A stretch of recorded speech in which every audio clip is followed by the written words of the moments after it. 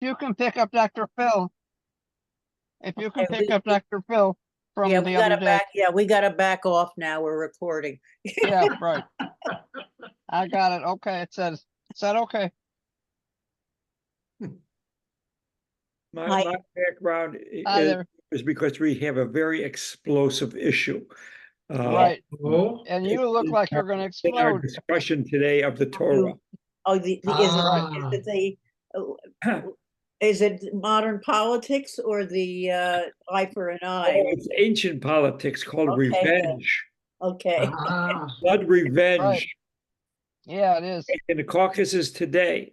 okay, if we don't have Marianne, we're gonna have to wing it They ourselves. still have a blood revenge of relatives killing the other relative, of the Right. other people. It's like the McCoys and the Hatfields. Hatfields and the McCoys. Hatfields and The McCoys, yeah. Hatfields.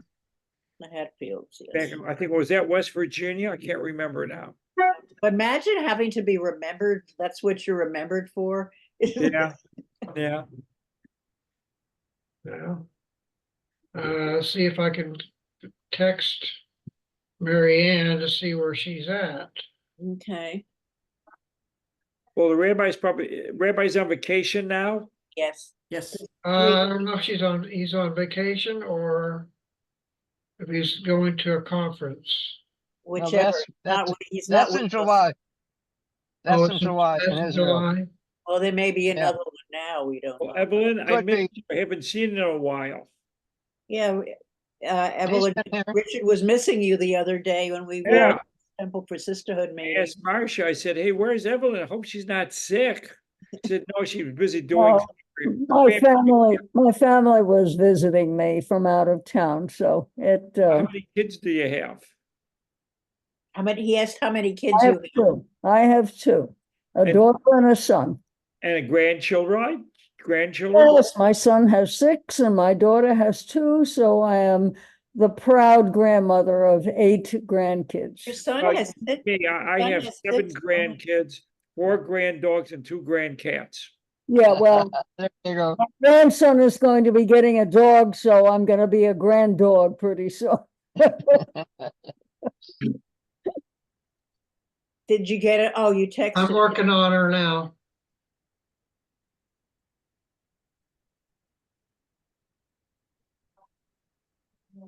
Hi, are you getting? Okay, we're just waiting for you. No rush. No rush. We're just waiting. Okay. Chickens.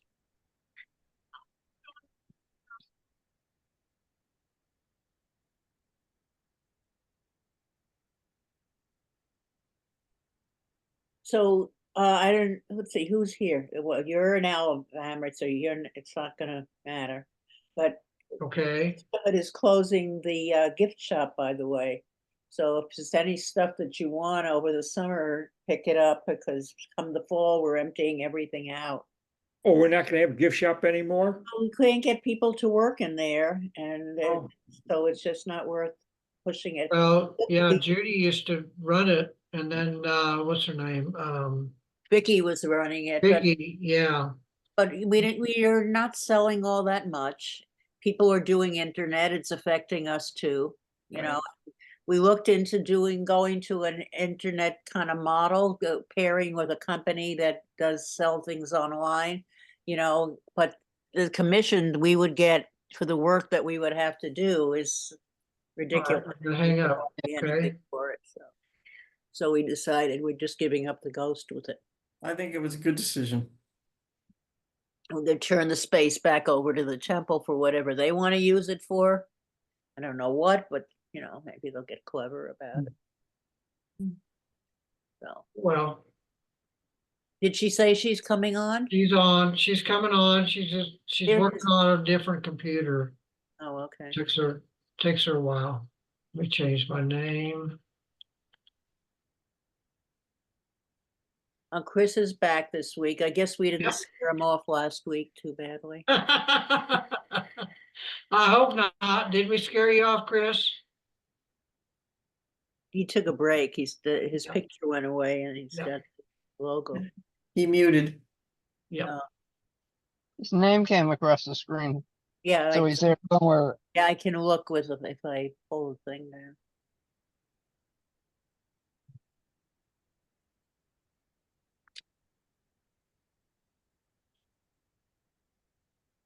Happy Israel Independence Day today. Right. Today? Yeah, And Israelis are Yeah. celebrating it not happily. They're No, very not. sad. No, they're not.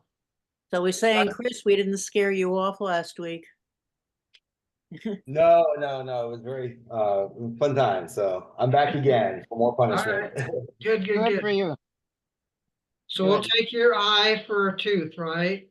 Yeah, that's right. Eye for an eye and a tooth for a tooth. I have actually fewer teeth than I have eyes. So Oh, yeah. Be Okay. careful.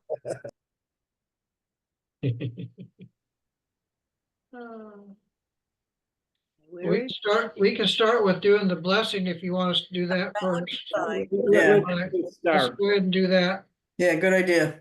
together for Ruth. Atah Adonai. No, Elohim no, melech no, haolam. Share, could Asher neshanu mitzvotav v'shivanu no, b'nei Torah. Torah. Blessed are you, Adonai our God, ruler of the world, who has sanctified us with your commandments, commanded us to engage in the words of Torah. Amen. Okay. All right, Amen. so that's done. So where's our leader? I don't know. where it She's goes. working on it. Okay. That's all we can do. That's all we can do. 126.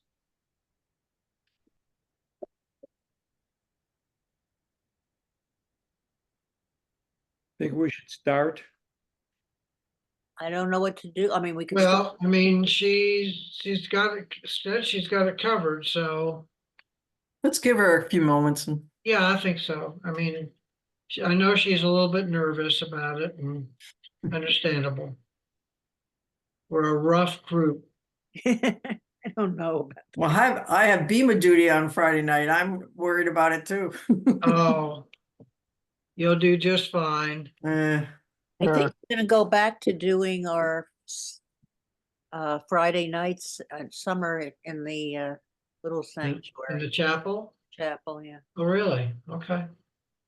You know, I mentioned it at the women's Seder. I was sitting at the same table with Gloria, and I don't think they realized that we had done that in the past. I said, we have a big sanctuary, and then we Marion's here. There I'm she here. is. I gotta Hi. figure out. Hey, well, on that, okay. yep, Mary Ann's here. Can you guys see me? No, No, No, Okay. we I hear will you. fix that. There it is. I think Oh. she's in witness protection. There we go. there she is. Hey. Hey, my laptop, I couldn't get it to get the Zoom. I'm really sorry. That's I okay. was gonna do it in a different room. We're on page. Did we say the blessing yet? Yes, Yes, we did. Yes. Yeah. Okay, well, I bless I bless Dorset as well. All right. Okay, the parsha or the part of the parsha is Perek Bet or part 2, and it's eye for an eye, tooth for a tooth, and we're supposed to, I think, look at this and see how it applies. What I'd like to do is see how it applies today, and how do we interpret it, and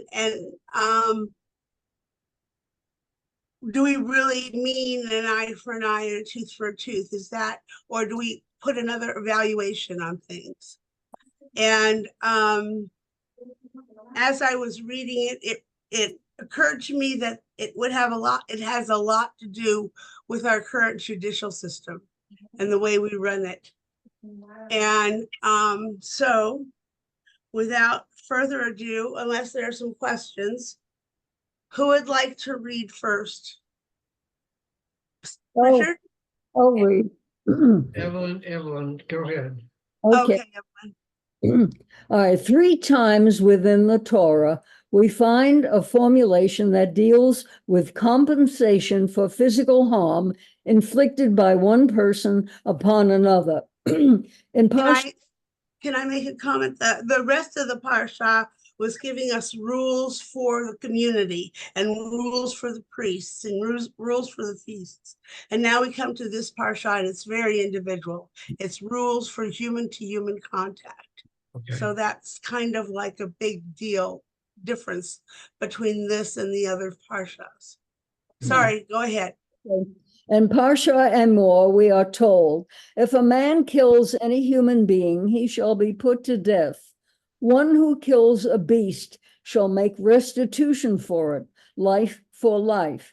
If anyone maims his fellow as he has done, so shall it be done to him. Fracture for fracture, eye for eye, tooth for tooth. The injury he inflicted on another shall be inflicted on him. You shall have one standard for stranger and citizen alike, for I, the Lord, am your God. Why is that there? For I, the Lord, am your God. Why do you think that was put in this paragraph here? For emphasis. Okay. Richard? Well, we have to look at the Torah when it was developed. If I remember right, this is oral history till about 586 BC, which was 2,600 years ago, when it was written down during the Babylonian captivity. And as one of the commentators very early on points out, and is totally rejected by everybody else, is that what we call blood revenge was very common in the Middle East. In fact, I was looking up some stuff today on blood revenge, and it's still prevalent in the Caucasus, the mountains of Eastern Europe, where if someone is killed, a relative of the family who the person was killed will kill another relative or the individual who did the slaying. So it's not something that is no longer absent. But I think the Bible is just reiterating something that was common in the Middle Eastern areas 3,000 years ago. But That's true. But what I asked was, why does it say, I am the Lord, I am the Lord your God? That, you shall have one standard for stranger I'd and allowed it. Pardon? what? I'd allowed it. And Okay. see some of Marcia? that here today in our judicial system. If someone kills human beings, So you're saying this is that Richard, is we're the not law. there yet. That wasn't. Okay, Marcia? So are you saying both Richard and Marianne, are you getting, because that is the law? Is that what it means? Okay. that was Yeah. the law. God said, this isn't one of those wishy-washy things. This is the law. This is the way it is. Right. I said so. Yeah. Okay. Because I said, absolutely. Yeah. Okay, I'm sorry. Evelyn, go right ahead.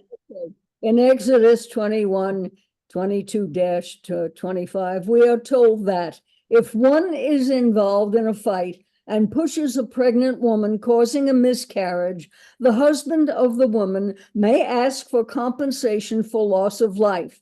However, if other damage ensues, the penalty shall be life for life, eye for eye, tooth for tooth, hand for hand, foot for foot, burn for burn, wound for wound, bruise for bruise. A third example of this principle occurs in Deuteronomy 19. Here, the dispute between two parties is not of a physical nature. It relates to one person's intention to harm another by deliberate falsification of testimony in court.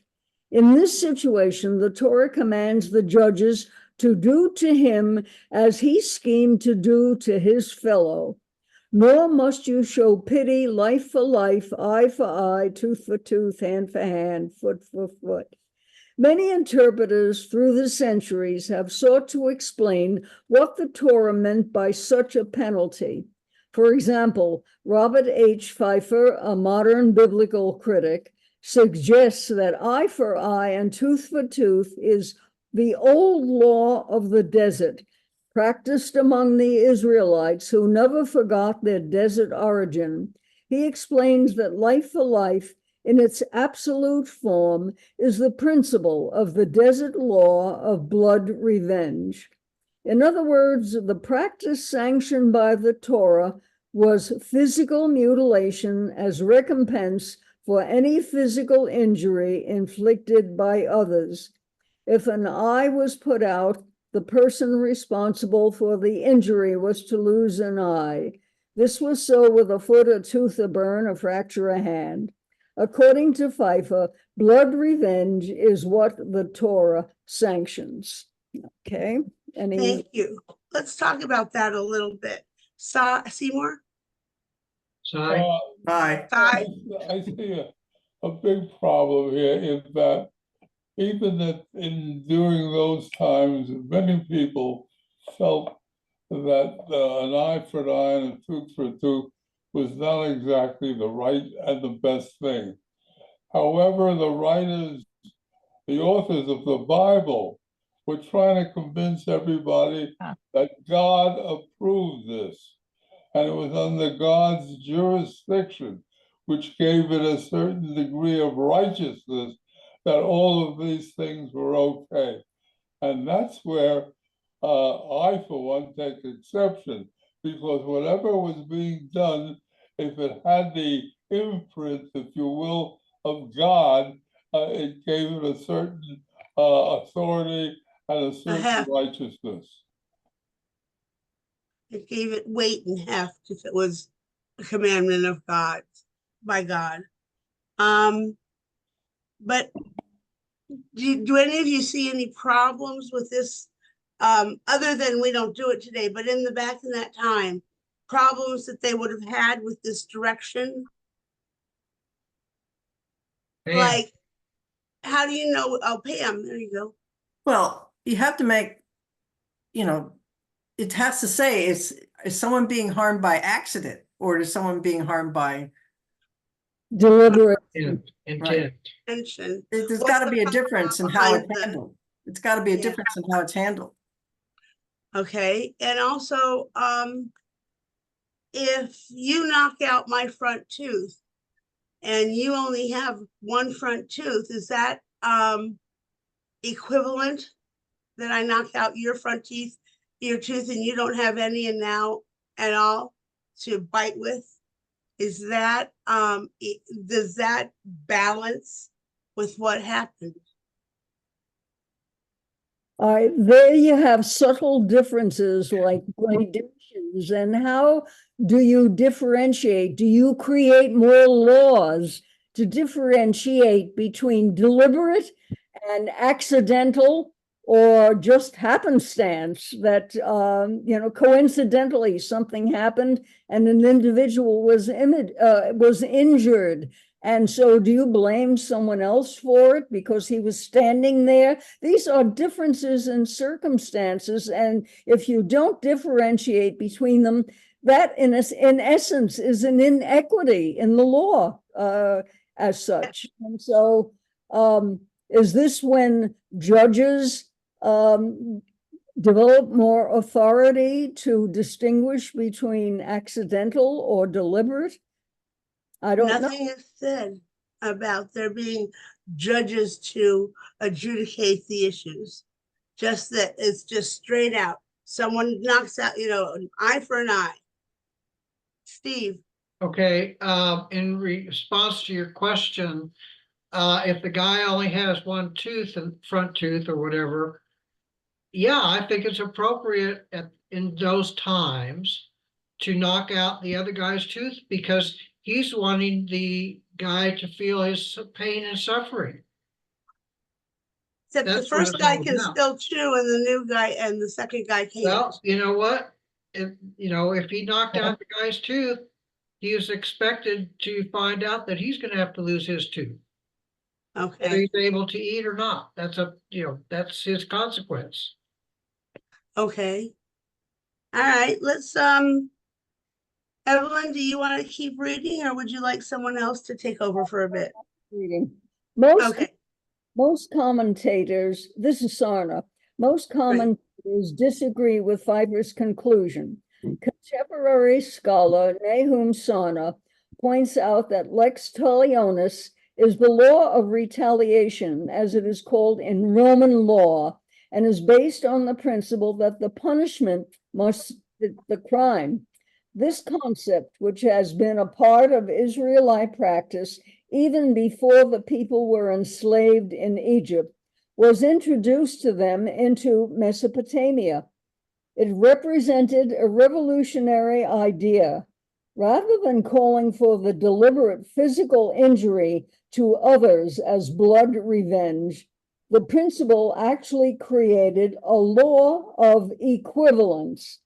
It allowed the injured party to be paid for damages. If an eye was lost, one paid the worth of an eye. If a tooth, the equivalent of a tooth. Not only in this way was the Torah revolutionary, Sana points out, that other cultures surrounding the Israelites introduced monetary compensations for physical damages along class lines. In the Code of Hammurabi, we are told that if a seigneur has knocked out the tooth of a seigneur of his own rank, he shall knock out his tooth. If he has knocked out a commoner's tooth, he shall pay 1/3 mina of silver. In other words, within the Code of Hammurabi, compensation is dictated by class rank, by one's position in society. Within the Torah, however, the person's class does not apply.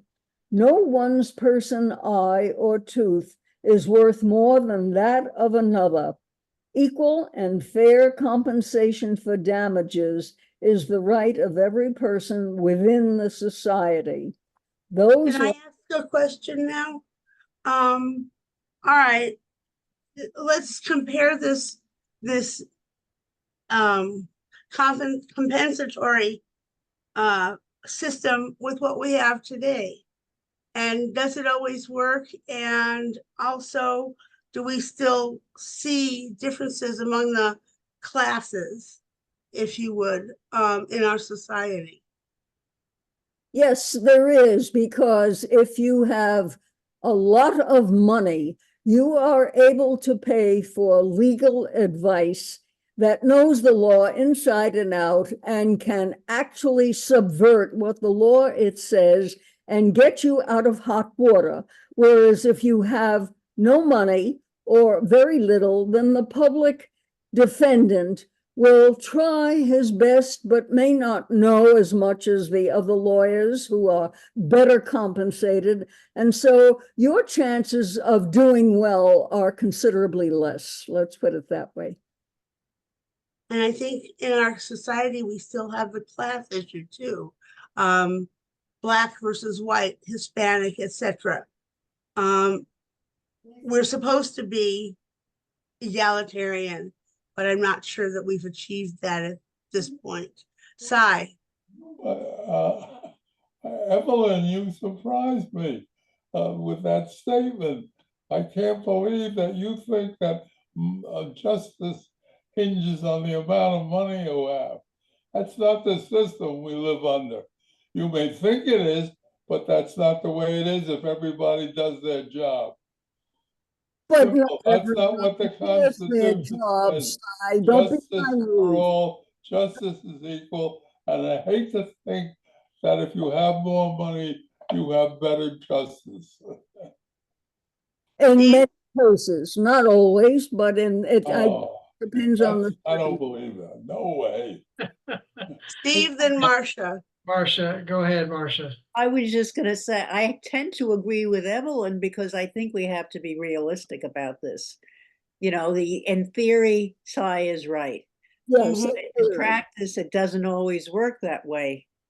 You know, right. You've got, you know, it just doesn't. You get a brand new lawyer out of school who doesn't know what he's doing, and he takes on one of these people who has, you know, a case involving compensation for some sort of injury. Or most times, the top lawyers are going to prevail. It just happens. So that's all I have to say. I don't know what other people think.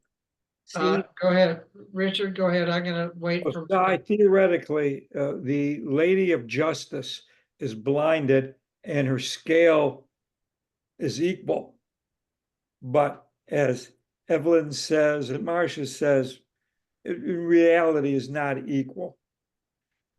Human nature dictates that money talks. Money does talk. Yes, yes. But the idea of the system is equitarian, that it should work for everybody, and we try, and sometimes it doesn't. I mean, nothing is absolute in our life. We're human beings. We're all imperfect. But we try. But at least in our society and Western society, we try the best we can to have equal justice for everybody. But it doesn't always work out. Richard, do you have a comment? Well, that's it. Was Richard? That Richard? was Richard. You mean Chris? Oh, Chris, I'm sorry. Hi, Chris. Mute. Sorry, I had to find the mute button. It hides. I'll be honest, I don't have much experience with the legal system other than what I hear and see on TV, and the prevailing public narrative is that there is this class difference or financial difference, that those with the means to pay have access to as we said, better lawyers. I don't necessarily know that one lawyer is better than the other, but when you pay more, that attorney, I would hope, dedicates all of their time to your case, whereas the public defender typically has dozens, if not, hundreds of cases that they're working on, and they have very little time to devote to any individual case, which is why, from what I understand, a lot of times those public defender cases are pleaded out. They don't go to trial because it's just easier for the public defender to move on to the next case. Right. Steve? But doesn't it also create the current situation with capital punishment? Because that's what we're talking about here, at least here in the US. Other countries, I presume, is very similar, but yeah, we're dealing with capital punishment for a life, as far as I'm concerned. And the drawers of the Constitution, past and present, still had that in mind when they wrote it. Except that now it's circumstantial too. How many people would go to death, are sentenced to death, or life in prison, or 20 years. It seems like, depending on what the circumstances were and who the lawyers it depends on all of that, what kind of verdict is passed. True. Guy? Well, there are a number of states where you don't get the death penalty.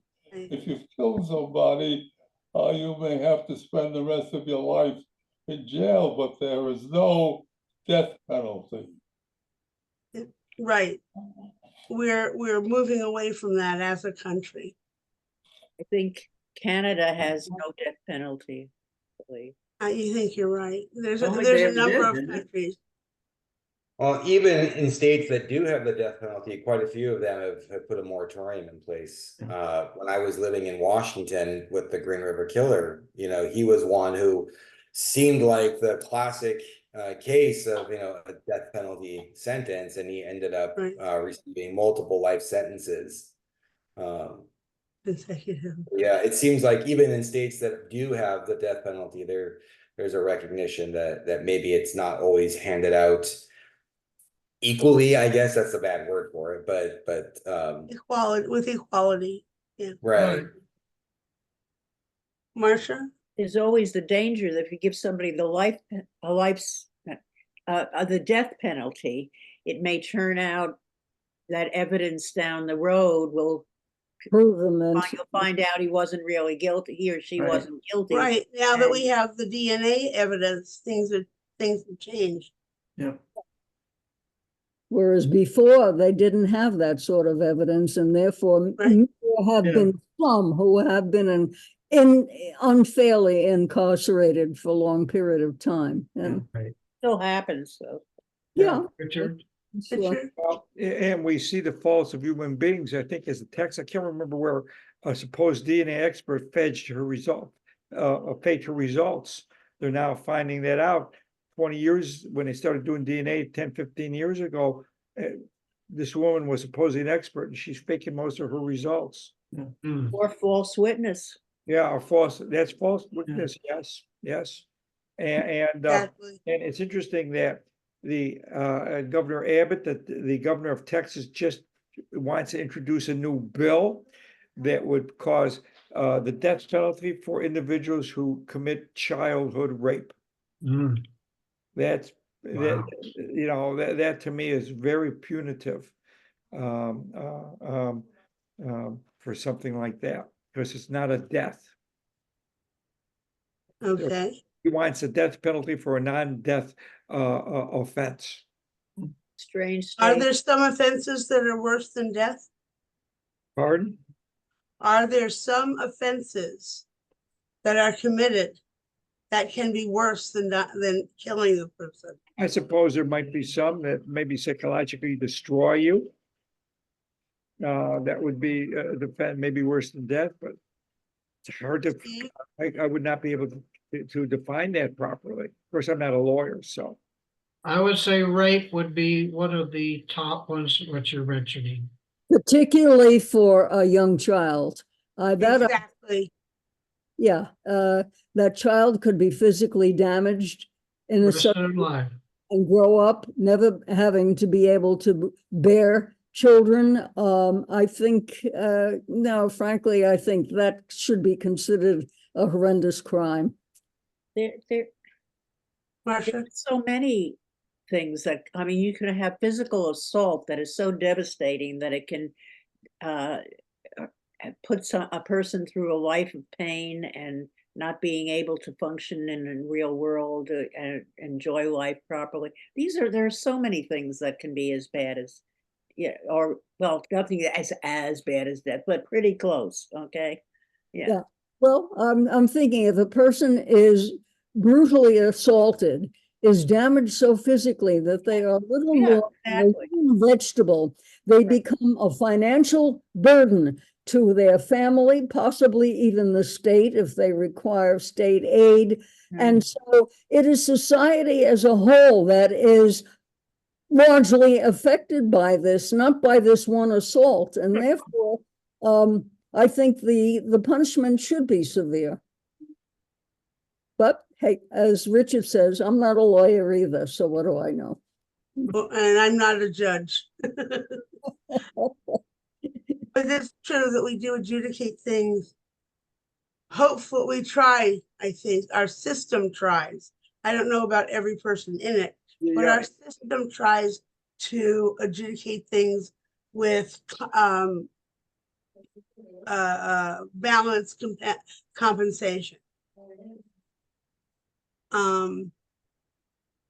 But frankly, I don't know what the death of a human being does to compensate someone who is suffering because of a major crime or another death. But that's my thought. I don't. Well, Yeah.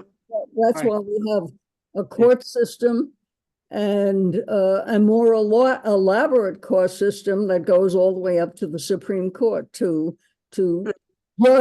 make a judgment on all of these situations as such. Richard? An interesting aside, I was on a grand jury and a young lady killed her boyfriend. We eventually decided, the grand jury, that this was just a homicide. But we discussed with the attorney general, the state's attorney, about what happens in a capital case if someone's committed a crime. He said it's far more expensive to adjudicate a capital crime over the lifespan of the time the capital crime is done versus putting somebody in life in prison because of all the judicial things that have to go through. And they oftentimes go to the Supreme Court beforehand. So it's cheaper to put a person in prison for life than to adjudicate a death penalty. Really? Which was an interesting thought from an economic Interesting. standpoint. I would have thought it was that the life in prison would cost the system more. No, apparently all the lawyers, and you have to get good lawyers. You can't just have. Lawyers always win. Well, you have to go lawyers through a make the certain money. level of appeals. I mean, I certain was in the number. wrong profession, I guess. My son's in the right profession. Yeah, but for me, life imprisonment would be more of a punishment. Not for everybody, evidently. Some of them thrive well. Yes. Not me. Evelyn, would you like to continue? Sure. Those like Pfeiffer who argue that the Torah actually calls for bodily mutilation in retaliation for physical injury miss the point, says Sana. There is no way of assessing an equivalent mutilation. What if a person only loses part of his sight or partial use of a limb? How would it be possible to enforce the law to punish with exactly the same injury? Sana therefore concludes that the Torah passages in reality refer to pecuniary compensation. If one injures someone's eye or foot or tooth, one must pay the designated worth of that injury. Most Jewish commentators agree with Sana. One of the earliest discussions of the matter in the Talmud stresses the importance of financial compensation for physical injuries. Rabbi Simeon ben Yochai teaches that eye for eye means money. He then clarifies his conclusion with a question.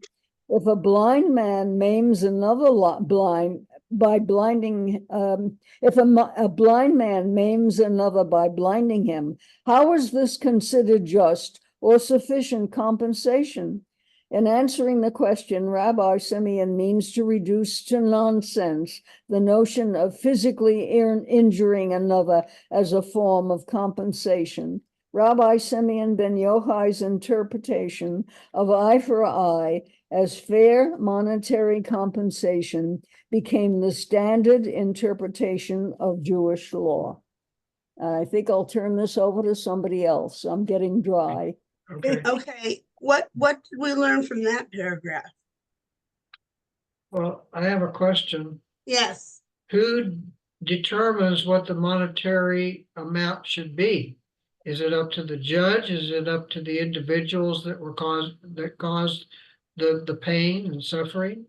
In our Who country, it's determines that? the jury here, isn't it? pardon? I think it's the jury in this country.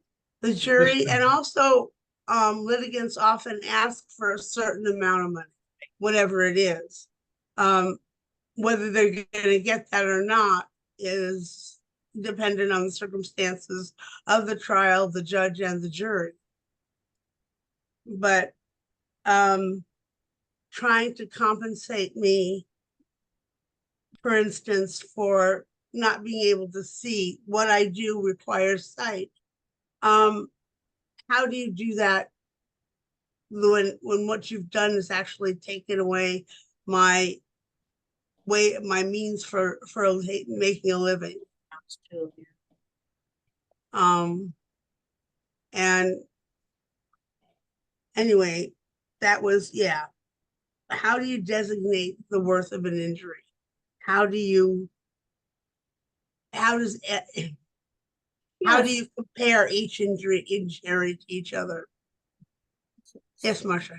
So if you have it, like you were talking about, you have an artist that winds up with visual impairment, or you have somebody who counts on their physical well-being to do heavy duty stuff, or physical work, really, but so there's different variations on this theme. But as you said, if that person says, this is what you cost me, this is my life what I would have earned over a lifetime and blah, blah, blah. And this is what I need to get compensated. And the jury sometimes does less and sometimes does more when they make their evaluation. And don't these judgments eventually become law that lawyers in the future will refer back to and say, in this case, it was adjudicated this way, and therefore it either has become law or common practice. Precedent. It's precedent. Sai? Sai? Oh, yeah. I want to ask this question. When this was being written, they were looking, they, being the people. We can't hear you. We can't understand what you're saying.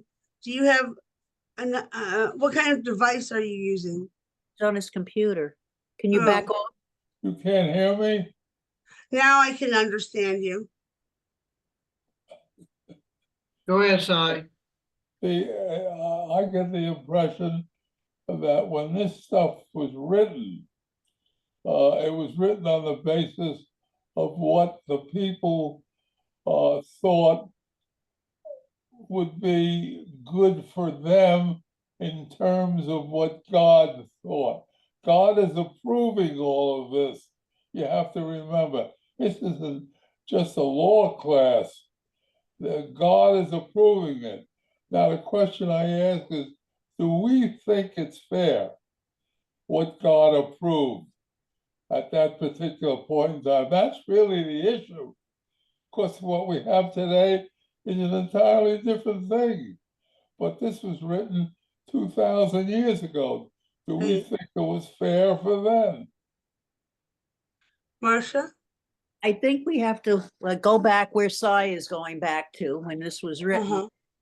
And there would have been havoc if there wasn't some sort of rule in the law in the land. And the only thing people were listening to was if God said so.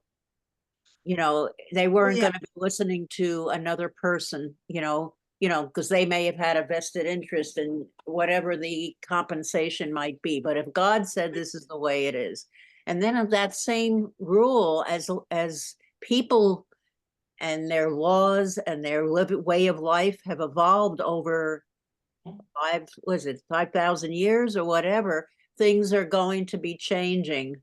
And it's going to be a different law as it changes with time and the changes. As our understandings change.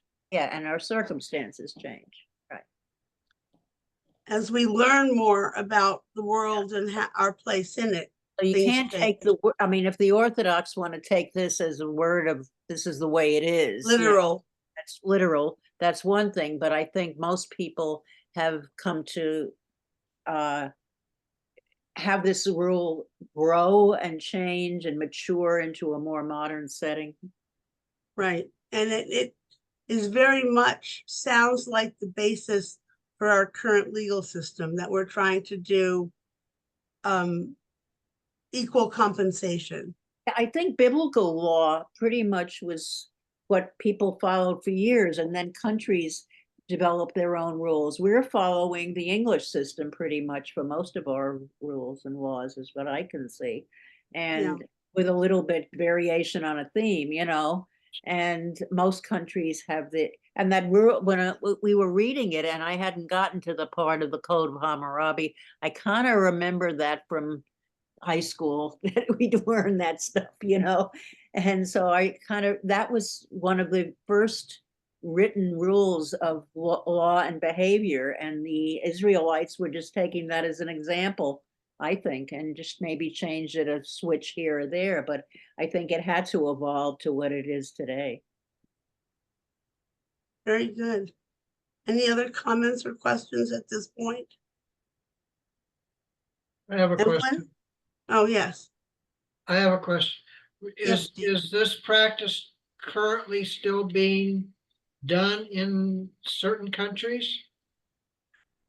I bet it is. I think that in the less developed countries where they have tribal life, that you hurt me, I'm going to hurt you. I think in Africa there are some places that have this. Yeah. Okay. Okay, go ahead. All right, who would like to read? Do you want to continue, Evelyn, or would somebody wants- else like to she pick said it she up? wants My off. voice is getting hoarse, so let someone else take over. Who would like to read? I'll do it, and then Pam, you could pick up after a while, maybe. So you're usually the ladies who do it, girls. Yeah, Where are we? Oh, we outnumber the men anyway. right. Bottom of page Ibn Ezra. 107. In his commentary on the subject, Abraham Ibn Ezra quotes the leader of Babylonian Jewry, oh boy, Sa'adia Gaon, objecting to those who argued that eye for eye should be understood literally as justifiable retaliation for physical mutilation. Sa'adia asks, if a person deprived his fellow of a third of his normal sight by his blow, how can a retaliatory blow be so calculated as to have the same precise results, neither more nor less? Answering his own question, Sa'adia declares that such an exact reproduction of the effects is even more difficult in the case of a wound or bruise that in a dangerous spot might result in death. It is clear that from Sa'adia's point of view, and from the view of Ibn Ezra, who quotes him, the Torah's intention was never physical retaliation by mutilation of another, but rather some form of equal financial reimbursement. I would like to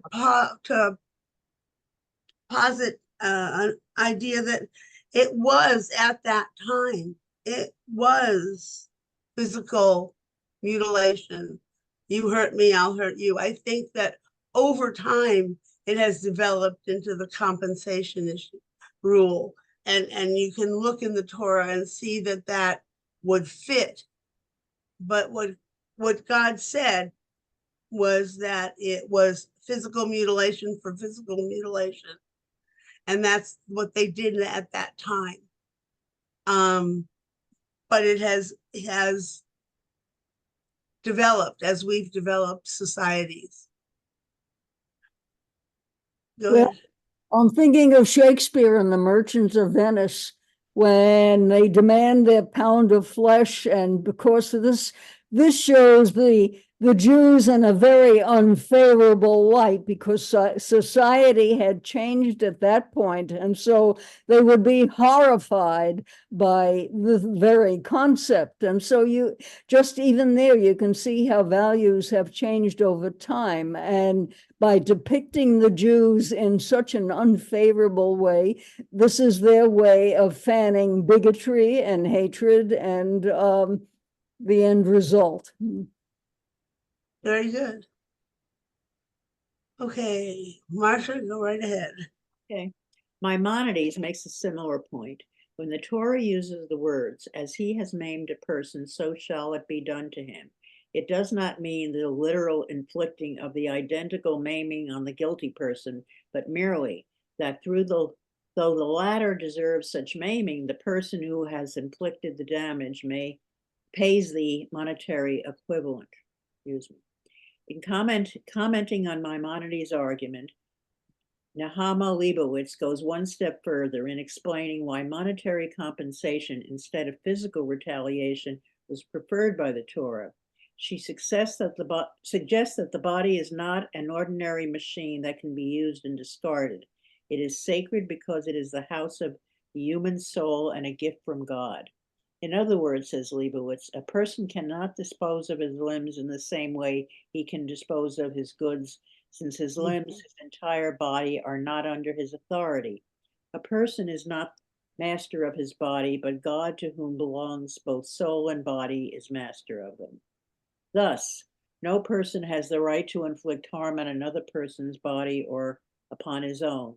When justice demands compensation for damages to another's body, only financial compensation will do. Honoring the body is honoring God. Shall I go on? Do we have any comments there? Let's go on. If Jewish tradition rejects the notion of physical mutilation as retaliation for injury, then how does it assess a monetary equivalent for damages that have been done? 5 categories of consideration are used to calculate fair compensation. First is nezek, an assessment of how the permanent physical disability will affect one's future earnings. Here, the task is to establish the financial difference between what one could have earned and what one will now earn as a result of the injury. The amount lost must be compensated. The second category is tzahar, or pain. One is to be paid the difference between the amount he would have requested for amputating the limb with anesthesia and the amount he would have asked for without anesthesia. Third is ripui, or medical treatment. It is the total amount of medical bills from the time of the injury to the time of a complete recovery. Fourth is shevet, or a loss of earnings. It is calculated on the basis of the injury. If one must remain away from work while healing, then compensation must be given for each day lost. If, however, one's injury will be permanent, compensation is calculated by determining how much a person with such a disability would be paid if employed in his original field of work. Finally, a person injured is compensated for boshet, or the indignity suffered. This is calculated by determining the status of the person who caused the damage. If a child was brought harm, compensation will be different from damages brought about by an adult. If one was injured by a leader or important person whose anger caused humiliation or embarrassment, compensation must be calculated to take mental anguish into consideration. In addition to these 5 conditions, Jewish tradition also demands that the person who has physically damaged another must ask forgiveness from the injured party. Maimonides puts it this way: no compensation is complete, no wrong is forgiven until the person who has inflicted the injury requests the victim's forgiveness and has been forgiven. Can we stop there for a moment? Sure. That sounds very familiar to me. Something we do every year, only this is on it sounds like Yom Kippur. Yom Kippur, right?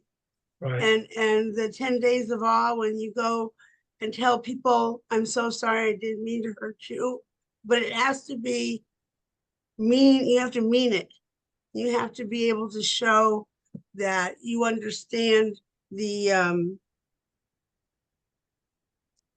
pain that was inflicted. And here is much the same thing, that you have to ask for forgiveness. I think it said that for sins against God, God forgives, but for actions against others, they must forgive. Questions? Comments? I think that's particularly Jewish, don't you think?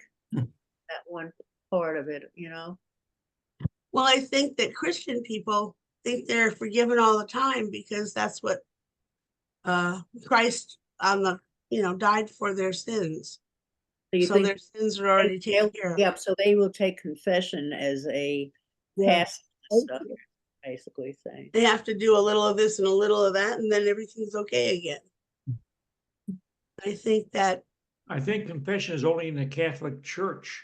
I don't believe That may the be, Protestant churches have confession. yeah, it's in Catholicism, but it's another way of ridding one of the guilt. responsibility of for what you've done. Right.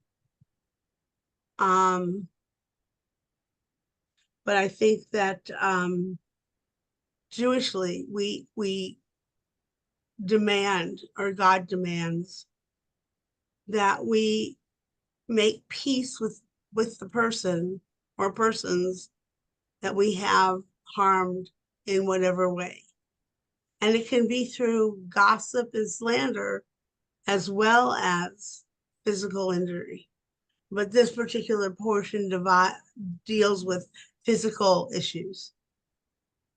I think the next paragraph is important that we hadn't gotten to then in my Let's mind. do it. Marcia, do you want me to? Sure. go Okay. ahead. I'm getting throaty. You did a great job, though. Yeah. Maimonides, however, does not leave the matter there. Knowing that the victim may hurt, angry and unforgiving, he warns, it is forbidden for the injured party to be cruel and unforgiving. This is not the Jewish way. As soon as the guilty party has thought forgiveness once or twice and is sincere and regrets his action, then he must be forgiven. The quicker, the better. While other ancient Middle Eastern cultures surrounding the early Israelites allowed physical mutilation as a form of retaliation, Jewish tradition introduces the practice of monetary compensation and reconciliation. When the Torah uses the formula fracture for fracture, eye for eye, tooth for tooth, it means payment for damages.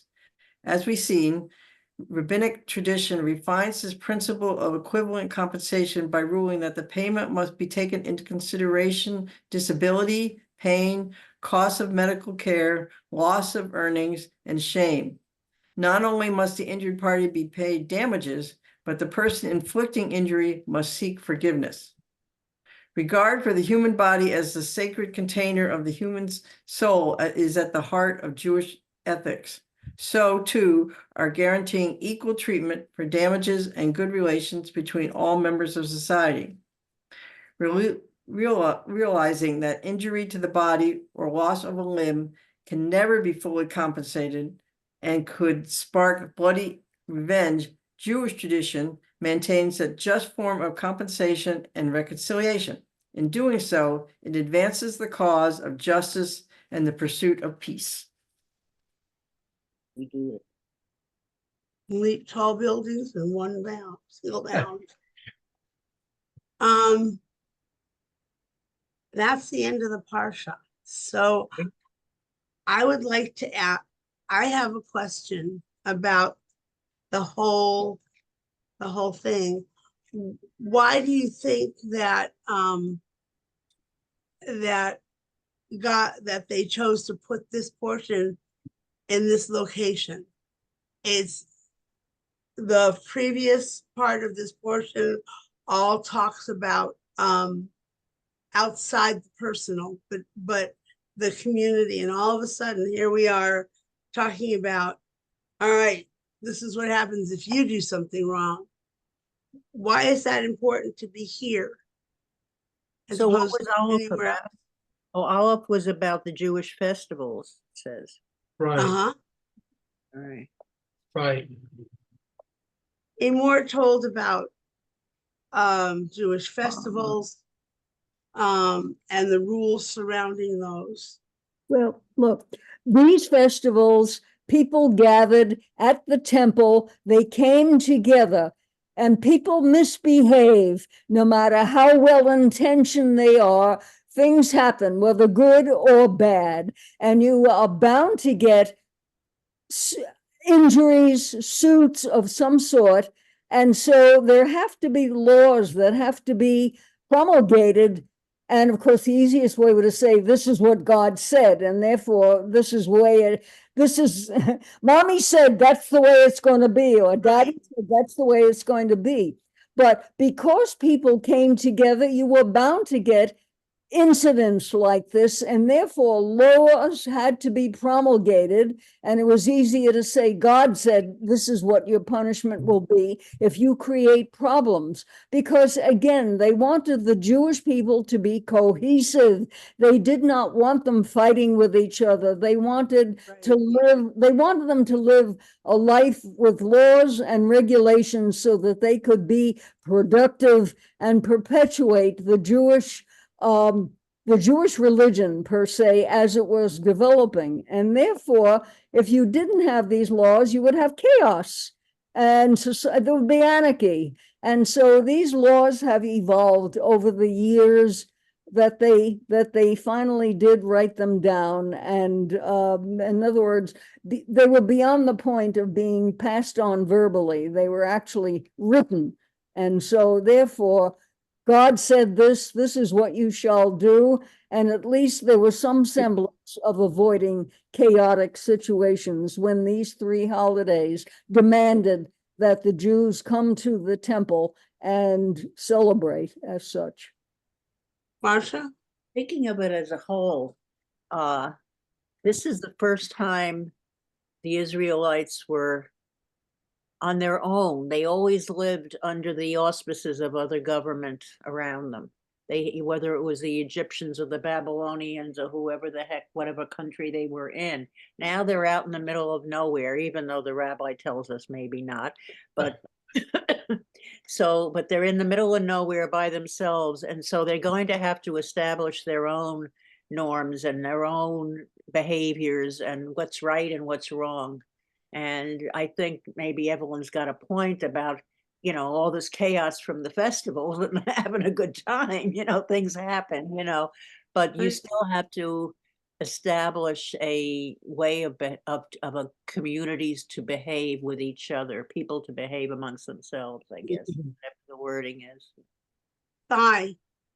I agree with Marcia that they were wandering around there for time. They needed rules and regulations to live. But my question is, who is making the rules and regulations?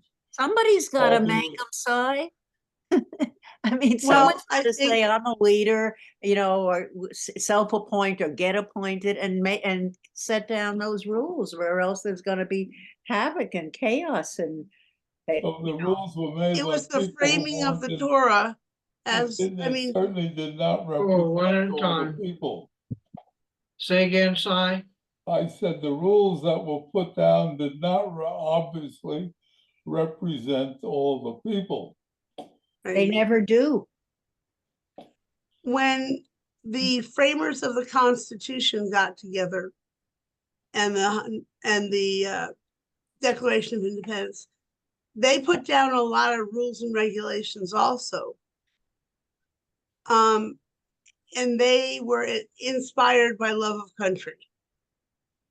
Maybe the people who put these laws and regulations into the Torah were inspired by God. And maybe it was written by the hand of God. I don't know. But there was Here I thought you knew. pardon? He said, I thought you knew. Oh.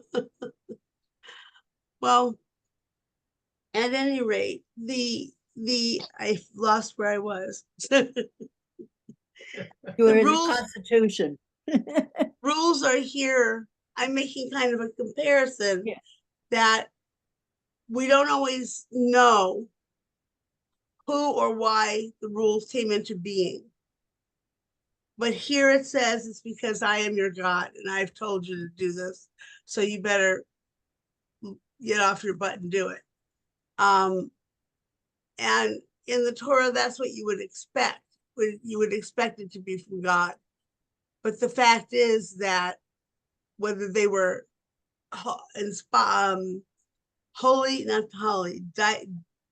whether they were inspired by the deity, whether they were directly handwritten, whether God came through somebody's hand or whatever, here they are.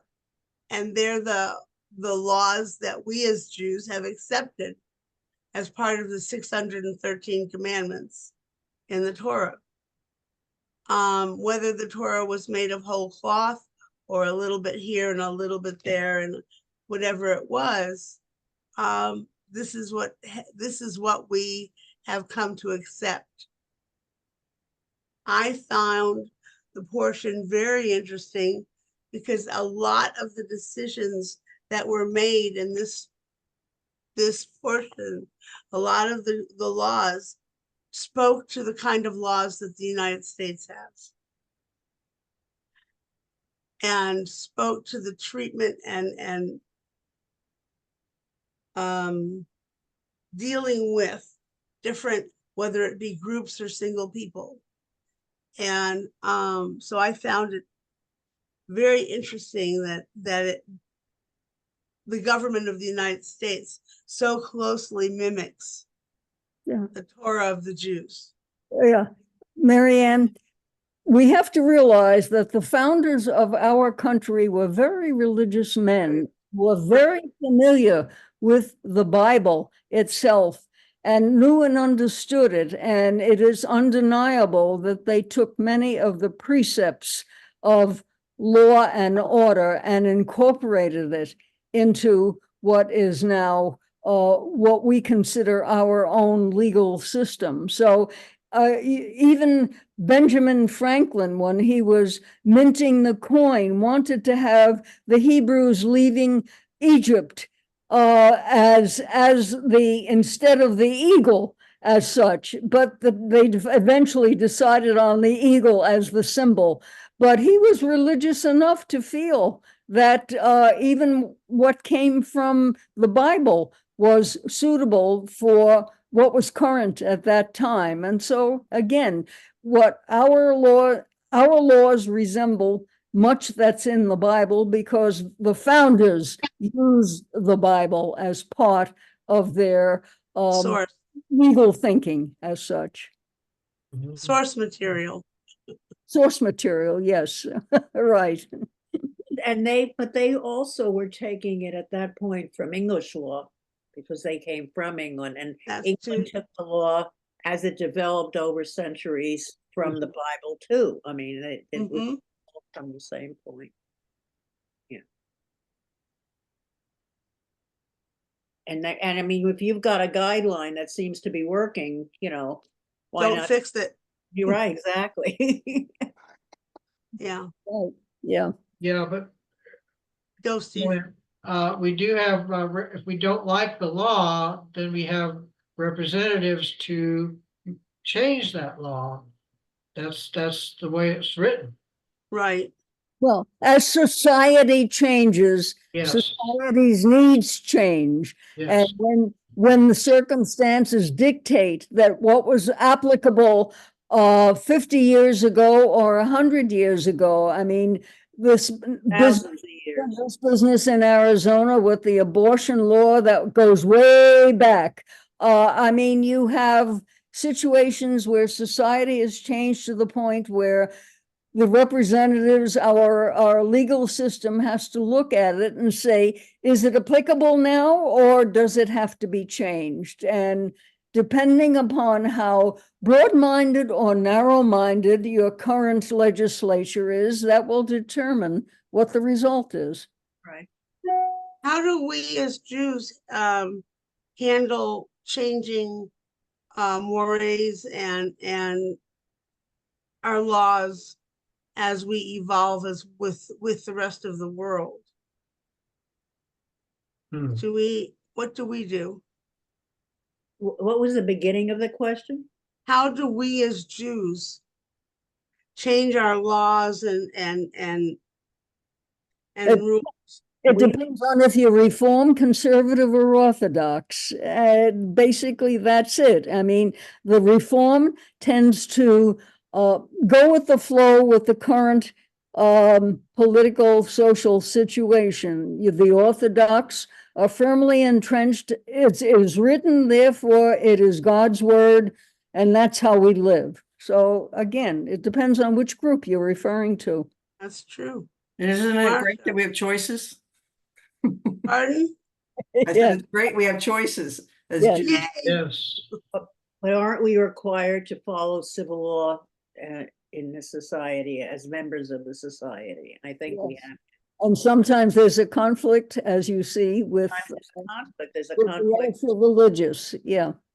Basic conflict with Shabbat when it comes to that, and people who that whole who was the Jewish baseball player who wouldn't play. Sandy Oh, Koufax. Sandy Okay. Koufax, yeah. And we all Yeah. It happens, so now and he stuck to his guns about it, I guess. So, it caused a whole to do. Most people wouldn't have given in, so it depends. Well, it was the World Series. That's was. true. It was. Yeah. And he had a mother. And he was in New York, and there's no way a Jewish boy is going to pitch. Is going to work that hard in New York on Shabbat or on Yom Kippur. Oh. Was it on Yom Kippur that it happened? Yes, yes. Yeah, was. Mhm. I remember that day. So do I I. do too. I was I there. do. Goes down in history, Jewish history. Okay. I remember as a teacher in the New York City school system, I'm going back to 1950, early 50s. I'm ancient, as you can tell. But as a school teacher in the school system, we were not given Rosh Hashanah and Yom Kippur off. If we decided to take the day off, we were not compensated. We were not paid for it. And it wasn't until the school system became so saturated with Jewish teachers who decided to take the day off and found that there were not enough Gentile teachers to cover the classrooms. The children were therefore unsupervised, and it was difficult controlling them. They had them come to assemblies and sit there all day, and they discovered that this was an untenable situation. And therefore, they decided after several years that they had to give the Jewish teachers Rosh Hashanah and Yom Kippur off and pay them for it. Otherwise, there would have been havoc in the New York City school system. So At this times, point in time, And you didn't have, schools you are had, closed for Rosh Hashanah and Yom Kippur. Everybody has it off. and I Marsha. remember there were No. no kids in the school in the right neighborhoods in New York. If you went, Right. I went to a school that I think there were 2 or 3 kids that were not Jewish in the whole. Right. And one of them's name was Cohen. He was German, but he made believe he was Jewish on Yom Kippur and Rosh Hashanah. So go up there, you know. So, Hey, and so that depends, you know, and so what are they going to sit there and you offer it, you take it. Exactly, right? exactly. Many universities function because of the timing of Yom Kippur and Rosh Hashanah. They come around finals or midterms, and a lot of universities would give their finals on Yom Kippur, and there was a great hue and cry amongst the Jewish organizations, and that is now changed in about 99% of the universities. They're not allowed to do that sort of thing anymore. Yes, Marsha. I remember I lived in Acton, Massachusetts, which is right outside of Concord, Mass, which is famous, but Acton isn't. And very small Jewish population. When I moved there, we started a congregation, a bunch of us. I think there were about 15, 20 people. The town, well, you have to give it, the town was about 10 or 11,000 at that point. Now it's about 20. It's landlocked.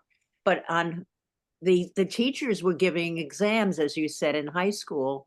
And so we now had this basic little rabbi, and we sent him off to see the superintendent of schools and say, hey, you know, you can't do this to these kids. You know, they're taking off with the holiday and they're not, well, they can study. No, they can't study. They're attending services. And they did come around, and there were no exams given subsequent, right, you know, either on or right the day after or whatever. So the kids had time for prep, you know. And at least people were standing up for themselves. Yes. Yes.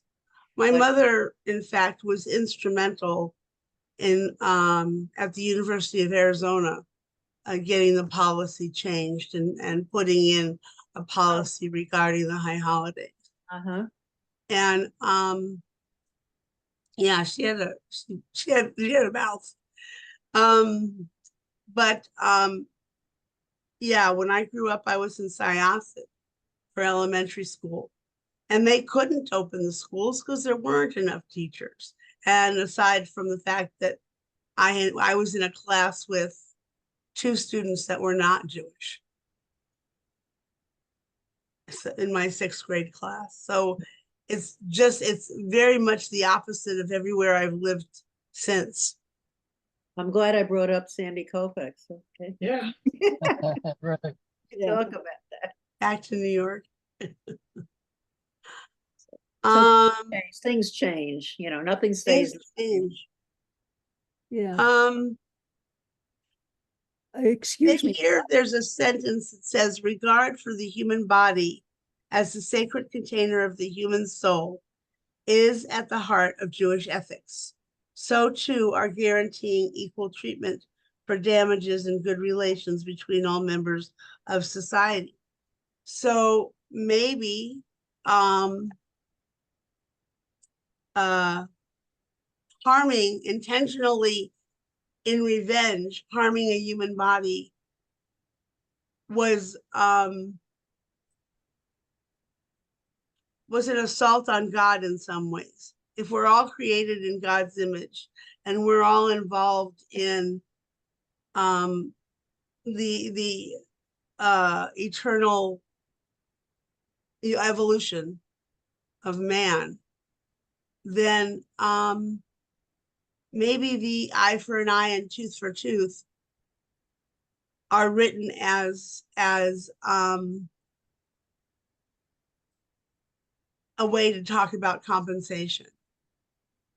Because I think one of them said that if you do injury to a body, you're injuring God. Yeah. Yeah, Well, makes sense. You know, Evolution. isn't the concept that you should not mutilate the body, because when the Mashiach comes, you Right. will be resurrected in your whole form. So if you mutilate the body, this is something against God, which is why cremation has always been forbidden until recently. I don't know if in Reform it's permitted, but in the Orthodox, cremation was never permitted Not because permitted. Even in Reform for a long time. I think things are loosening up just in the last decade. Yeah, Rabbi Moss told me that Reform is allowing cremation now. yeah, well, They're not comfortable with it. Yes, Sai. Marion, you use the expression assault against God. What does that mean? An assault against God. It is, in my opinion, in my humble opinion, anytime that you break laws that or go against God's intentions, you're committing an assault against God.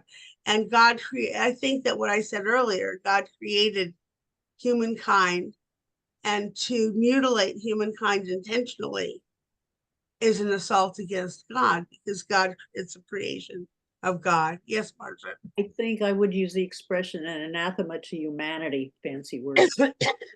yeah. You know, if it's against humanity, it's against God, I think. Mm-hmm.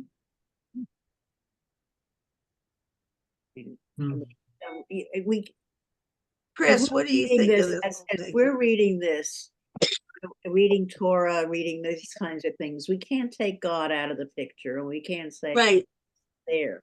But we have to, each of us has to put in our own minds what we think God represents to us, and in our behavior and in how we treat other people. You know, I think that's what's important. To act Jewishly and to live a Jewish life. Exactly. Yeah. Any other comments? Chris, what do you think of all this? Well,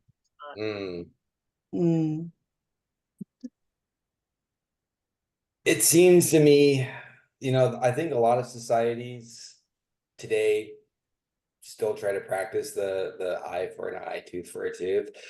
What always worries me is when I hear stories from places like Pakistan or Afghanistan where someone is accused of blasphemy and then they get the tire put around them and set ablaze, and come to find out they were falsely accused by an enemy or something. It always really kind of bothers me that even in so-called modern societies, we still allow this kind of brutality. I'm not necessarily opposed to capital punishment in certain instances, but it seems to me that there are oftentimes there's just too many stories of people being falsely accused or imprisoned and sentenced, and at least in the US, we have a very long process of appeals and so if there is a miscarriage of justice, hopefully it will be caught before the act is eventually carried out. But I lived many years overseas, and in the country that I lived in had a capital punishment system where the defendant did not know the date of their execution, and so it would be where they would be going about their life in prison. And in the morning, they get a knock on their cell door from the warden saying it's time to go. And oftentimes their family members were not even notified until after the fact. So, Do we and ask the what that appeal is? process is very short. Where is that? This is in Japan, where I live, which for being a very modern society is still very backwards in a lot of In respects. Japan, you said? Really? Wow. Yeah. And capital punishment in Japan is not handed out as liberally as it is here in the US, it seems like. And it's typically only for cases of multiple homicide. But the appeals process is very short, and there is no date of execution given. And so every single day the person doesn't know if that's going to be their final, there is no last meal. There is no preparation for the event. So, and I think part of it is that in and of itself is sort of a punishment, that psychological torture of not knowing if today is your last day on earth. So. All right. Any other comments, questions, thoughts? No. Steve? Yeah, before we finish, we have 2 weeks left of this book. Volume 2, Exodus and Leviticus. Right. In 2 weeks, we start volume 3, Numbers and Deuteronomy, and it's a thick book. Very Mhm. thick. John, So if you have the book, if you do not have the book, I would recommend getting it.